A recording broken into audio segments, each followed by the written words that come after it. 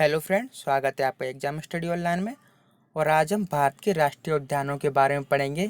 लेकिन इससे पहले हम बात करेंगे कि हमें ऐसी क्या आवश्यकता पड़ी कि हमें नेशनल पार्क स्थापित करने पड़े, और हम वन्यजीव अभ्यारण्य और नेशनल पार्क में अंतर भी देखेंगे।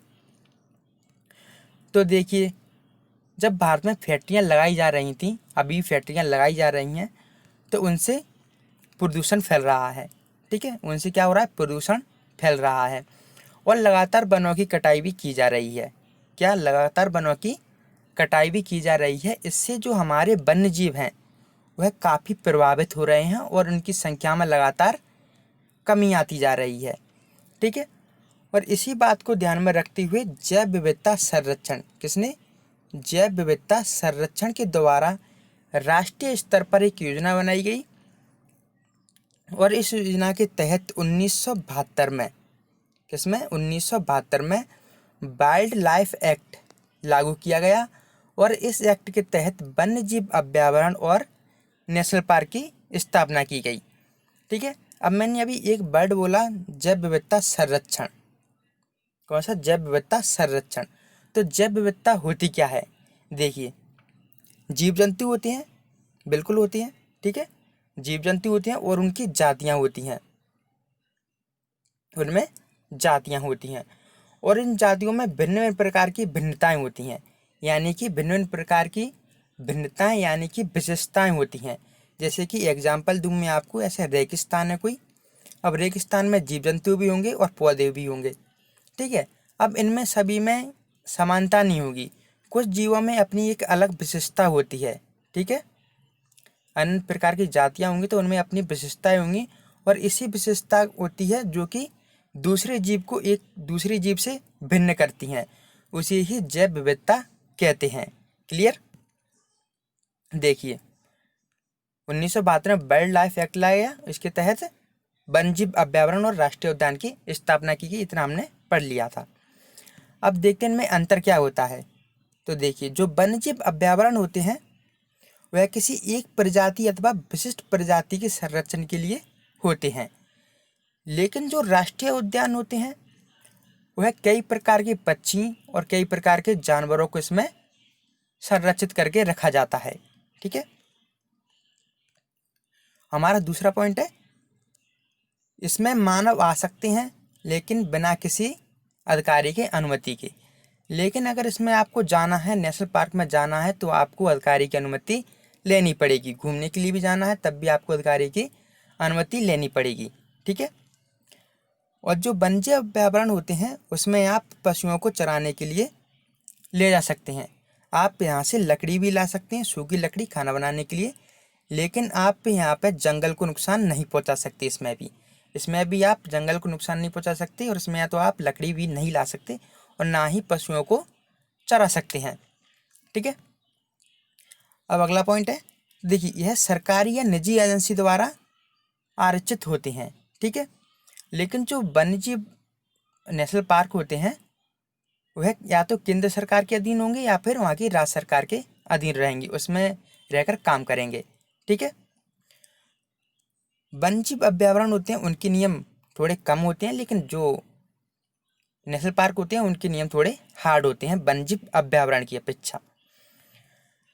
तो हमारा आपका अगला पॉइंट है, देखिए, अगर किसी क्षेत्र को वन्यजीव अभ्यारण्य घोषित किया गया है और उसमें अगर आपकी ज़मीन आती है तो इसमें ज़मीन आपकी ही रहेगी, लेकिन और आप इसमें खेती भी कर सकते हैं, लेकिन वन्यजीव अभ्यारण्य के नियमों के अंदर रहकर। लेकिन नेशनल पार्क में आपकी खेती आती है, कोई ज़मीन आती है, तो इसमें सरकार आपको उस ज़मीन का मुआवजा दे देगी या फिर उस ज़मीन के बदले कहीं और आपको ज़मीन दे दी जाएगी, लेकिन वह ज़मीन आपकी नहीं रहेगी। ठीक है, अंतर समझ में आ गया होगा।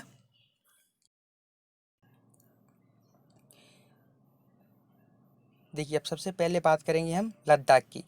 तो लद्दाख में आपका स्थित है हेमेस हाई नेशनल पार्क।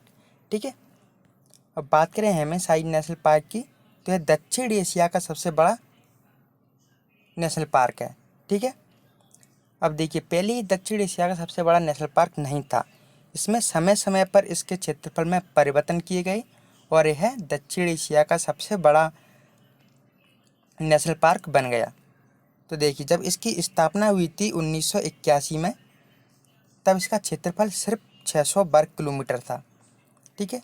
1988 में इसका क्षेत्रफल बढ़ाकर 3350 कर दिया गया, और जब इसका क्षेत्रफल 3350 था तब यह भारत का सबसे बड़ा नेशनल पार्क था।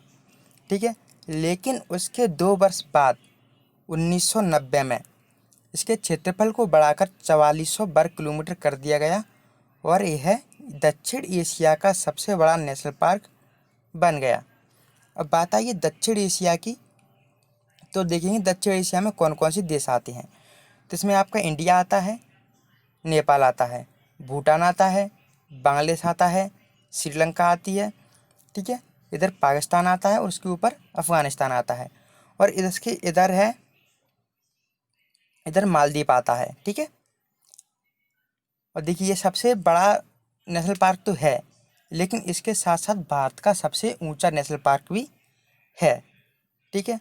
और यह दुनिया भर में हिम तेंदुओं के लिए प्रसिद्ध है। किसमें? हिम तेंदुओं के लिए यह प्रसिद्ध है। ठीक है। अब इसके बाद आएंगे हमारे जम्मू कश्मीर के। जम्मू कश्मीर में आपका सबसे पहले आएगा सिटी फॉरेस्ट, जिसे हम सलीम अली नेशनल पार्क के नाम से भी जानते हैं। ठीक है। जो सलीम अली नेशनल पार्क है, उसकी स्थापना नेशनल पार्क की 1986 में हुई थी, और सलीम अली को हम बर्ड मैन ऑफ इंडिया के नाम से जानते हैं। ठीक है। और इसका नाम चेंज हुआ था, जो कि 1986 में ही हुआ था। ठीक है। जब इसे नेशनल पार्क बनाया गया था तब इसका नाम चेंज हुआ था। ठीक है।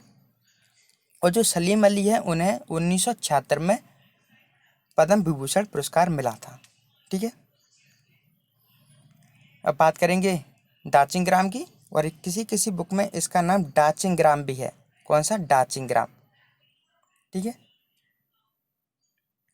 तो देखिए, जो डाचिंग ग्राम है उसे नेशनल पार्क बनाया गया था 1981 में, इसकी स्थापना हुई थी, और इससे कश्मीरी हिरण का घर भी कहा जाता है। ठीक है। इसके बाद आएगा अगला, जिसका नाम है किश्तवाड़। ठीक है। और जो किश्तवाड़ है वह चिनाब नदी के किनारे स्थित है, और इसे 1 फरवरी 1981 में इसे नेशनल पार्क घोषित किया गया। इसके बाद हमारे हिमाचल प्रदेश के नेशनल पार्क आएंगे, जिसमें कि सबसे पहला है ग्रेट हिमालय। ठीक है। ग्रेट हिमालय है, जिसकी स्थापना हुई थी 1984 में एक अभयारण्य के रूप में हुई थी, लेकिन इसे 1999 में नेशनल पार्क बनाया गया, और इसे 2014 में यूनेस्को की सूची में सम्मिलित किया गया, और इसे विश्व धरोहर स्थल में शामिल कर लिया गया। ठीक है। अब इसके बाद आएगा इंदर किला। ठीक है। कौन सा? इंदर किला।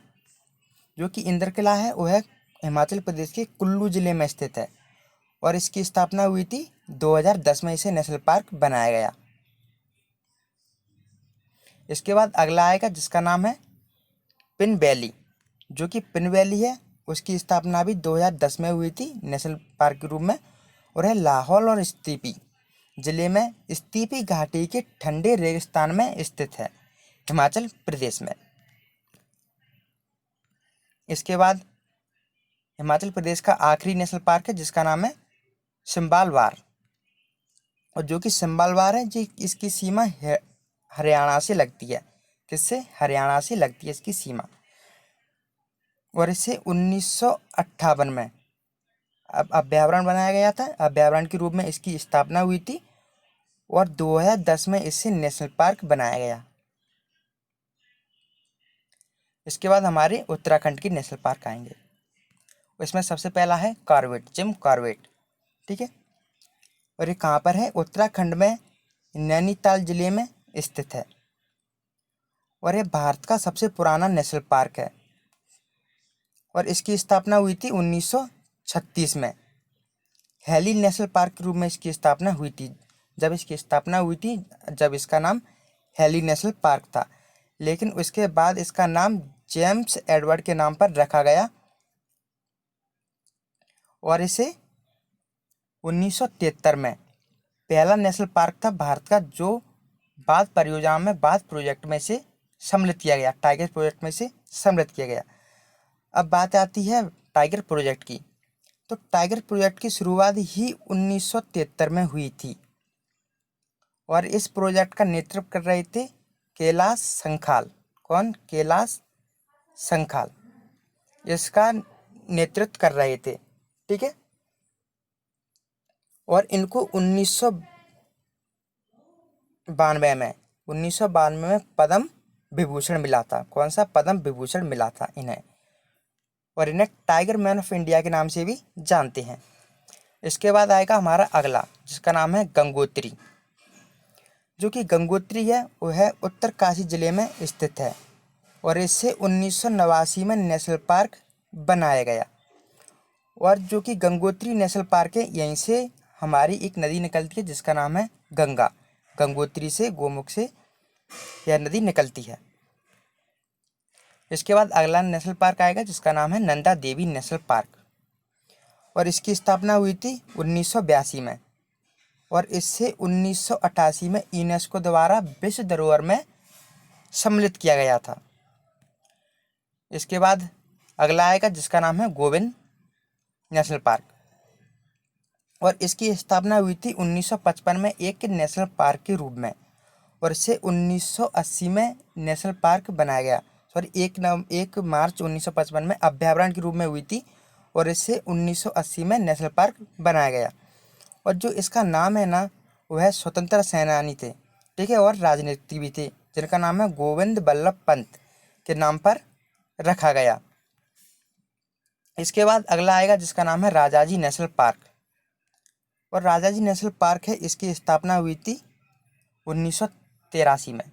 इसे नेशनल पार्क बनाया गया और जब ये नेशनल पार्क बनाया गया तब इसमें 3 अभयारण्यों को सम्मिलित किया गया।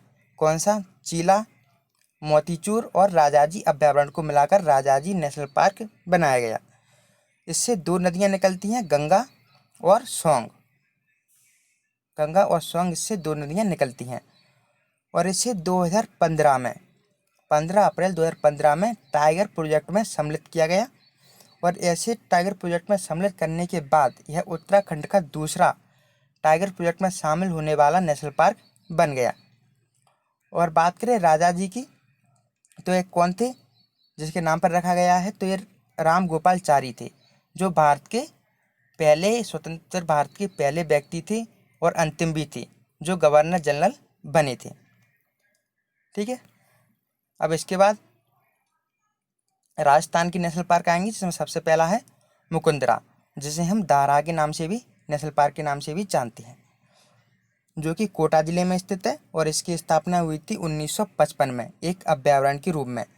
लेकिन जब इसे 2004 में नेशनल पार्क बनाया गया तब इसमें 3 अभयारण्य इसमें सम्मिलित किए गए, दारा, चंबल और जवाहर सागर इसमें सम्मिलित किए गए और इसे 2013 में टाइगर प्रोजेक्ट में सम्मिलित किया गया। इसके बाद राजस्थान का दूसरा आता है जिसका नाम है डेजर्ट नेशनल पार्क, जो कि जैसलमेर और बरमार जिले में स्थित है।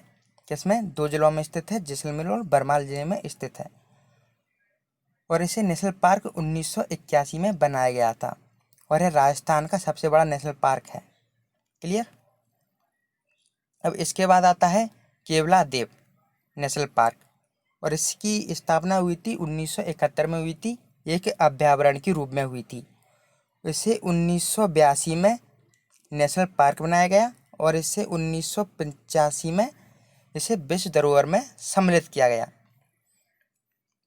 इसके बाद अगला है जिसका नाम है रणथंभौर, ठीक है, जो कि रणथंभौर नेशनल पार्क है। इसकी स्थापना 1955 में सवाई माधोपुर खेल अभयारण्य के रूप में हुई थी और इसे 1973 में टाइगर प्रोजेक्ट में सम्मिलित किया गया और 1 नवंबर 1980 में इसे नेशनल पार्क बनाया गया। ठीक है।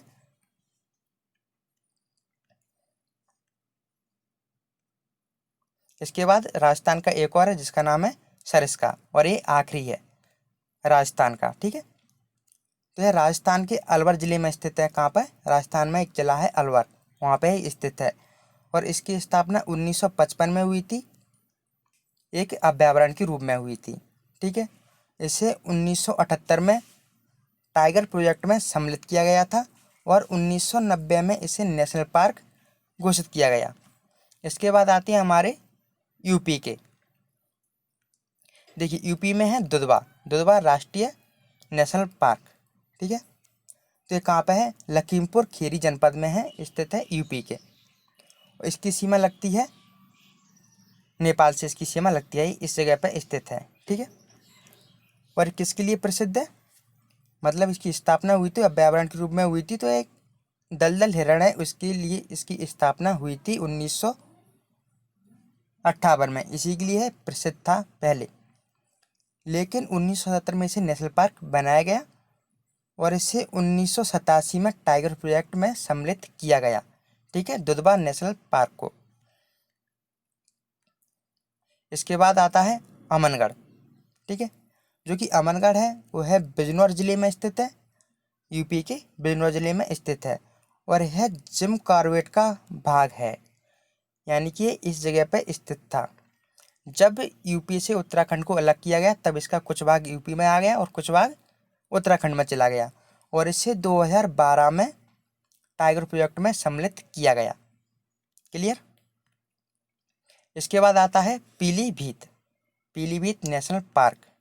ठीक है, जो कि कहाँ पर है? शाहजहाँपुर और पीलीभीत जिले में स्थित है, और इसी जो नेशनल पार्क है इसमें शारदा सागर डैम बनाया गया है।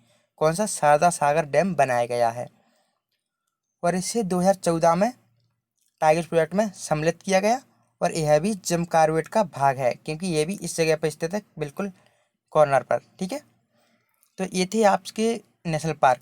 ठीक है, उसमें हमने टाइगर प्रोजेक्ट को भी देखा। इसके बाद इसका दूसरा पार्ट आएगा जिसमें हम हरियाणा, मध्य प्रदेश, महाराष्ट्र, गुजरात और बाकी कोशिश होगी तो हम आगे के नेशनल पार्क भी देखेंगे। ठीक है, तो वीडियो पसंद आई है तो आपको वीडियो को लाइक करें, चैनल को सब्सक्राइब करें और देखते रहें exam study online. Thank you, आपका दिन शुभ हो।